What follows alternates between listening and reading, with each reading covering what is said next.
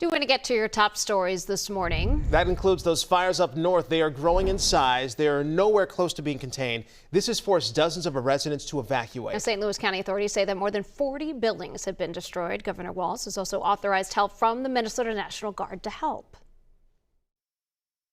It was scary, really, really scary. And I was glad to get everybody out and close that place down. So I feel better that they're safe.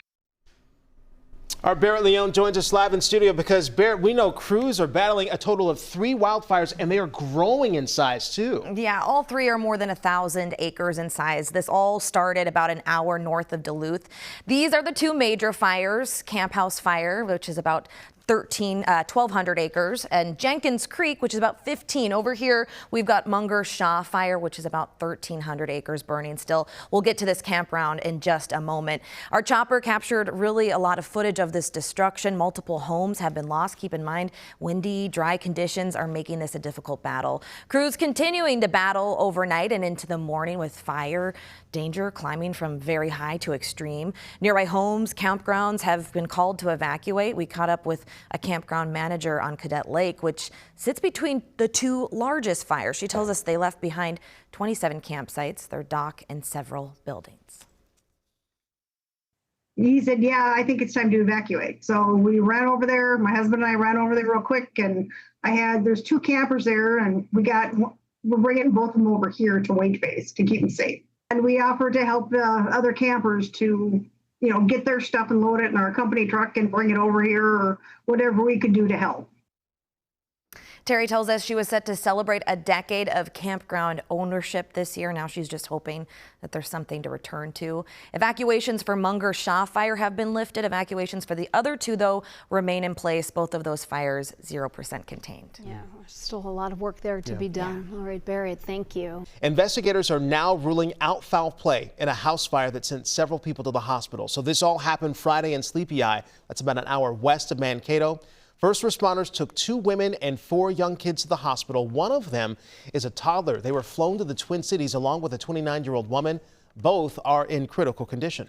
The federal criminal trial of Sean Diddy Combs is officially underway in Lower Manhattan. Now, the music mogul stands accused of 5 counts, including racketeering and sex trafficking. Attorneys on both sides kicked off the day with opening statements. So far, prosecutors have called a male escort and a security guard to the stand. Combs says he is innocent and has pleaded not guilty to all the charges. If he's convicted, he faces at least 15 years in prison. We are learning new details about a disturbing discovery. Police got a call to check on a home in Mounds View Sunday night. From the outside, they could see that someone was hurt lying on the floor. When officers forced their way inside, they say they found 2 people dead. Both had been shot. Police discovered a gun nearby. Investigators tell us they do not think there is any danger to the public. And in Rappahannock, we are learning a 19-year-old woman has now died. This was just 1 week after she was shot in the head at a park. Police say several people opened fire at Sanborn Park. This was back on May 4th. A man in his 20s was also shot, but he is expected to recover. We last told you that detectives are still looking for surveillance video from the area, so please call Robbinsdale Police if you have any information. A man who went missing on a bike ride in Carver County has been found dead. Chaska police started searching the Minnesota River Bluffs Regional Trail Sunday night after a friend he was riding with told police they got separated. A Minnesota State Patrol helicopter called in to help. That crew spotted the man's body from the air. He was near his bike in a wooded area.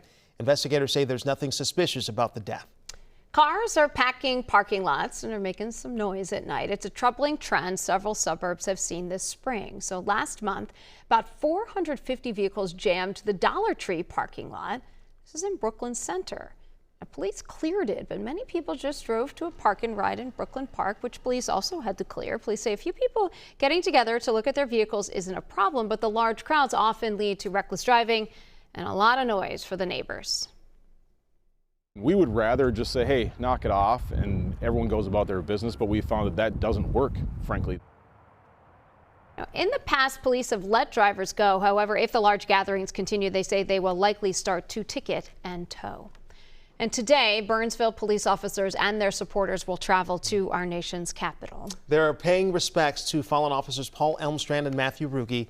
They died during a standoff in February of 2024, along with firefighter paramedic Adam Finseth. Elmstrand and Ruge have their names etched into a national memorial, along with 343 other officers who lost their lives on the job. A candlelight vigil will be held in their honor tonight. That is at 8 p.m.